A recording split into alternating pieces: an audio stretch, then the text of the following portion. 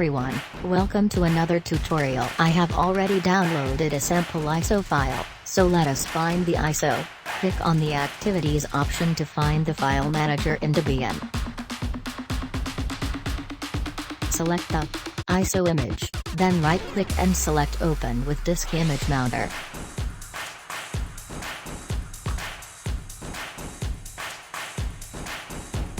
As you can see, the disk image is now mounted. A device icon should appear in the left pane in Files itself and click on it to see files.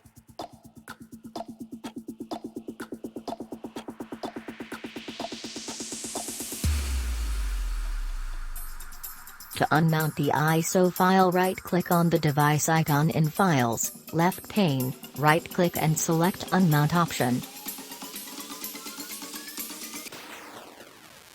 All links and useful information is now available in our blogs. I hope it can help you today. If you have any issues, please let me know in the comment section. If you like our videos, then please subscribe to our channel and press bell icon for latest updates.